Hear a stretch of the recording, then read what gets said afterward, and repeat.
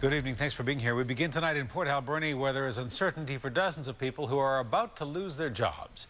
The sawmill where they work is about to shut down. The Coulson Group's mill and remanufacturing plant was to close indefinitely as early as the end of next week. But the employees have won a small reprieve. The deadline has been extended by a few weeks, but then the mill will still shut down. A News Mid-Island Bureau Chief Jonathan Bartlett has the story. He's live at our Mid-Island Bureau with details. Jonathan. Hudson, a last-minute order for cut lumber means the Coulson sawmill will be able to operate for another few weeks. But the owners say they need some cooperation from the union to keep workers on the job. Today, the sawmill on the shore of Alberni Inlet is operating, sort of. Custom cuts only. In other words, if you supply the logs, we'll cut them for you. That is when customers come to us and hire the mill to run on an hourly basis. And we're up for the next couple weeks doing that.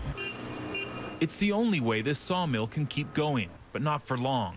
The Coulson Group has told its 60 workers they will be laid off very soon. We're going to take some downtime and ride this thing out. Less western red cedar available leaves hemlock and balsam, which isn't as economically viable. The mill was to have shut down indefinitely at the end of next week. Last-minute orders from two customers, one local, the other from Vancouver, offered a slight reprieve. But the mill is still expected to cease operations in 3 to 4 weeks' time. The owners have gone to the union that represents their workers, United Steelworkers, to propose a 25% wage cut, but they're still negotiating. We are down off cedar indefinitely until we get a 25% wage decrease.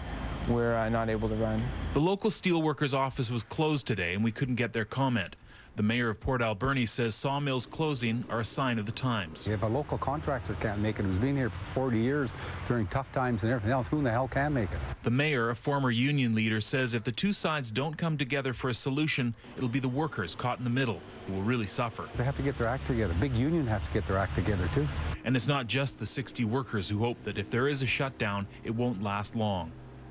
The mayor is also worried that if the two sides don't come together and keep the mill running, the owner of this sawmill might start simply exporting raw logs, something other companies are doing, which certainly doesn't help the 60 or so workers who rely on a value-added product manufactured in Port Alberni for their jobs. Hudson? All right, Jonathan Bartlett reporting. Jonathan, thank you. You're welcome.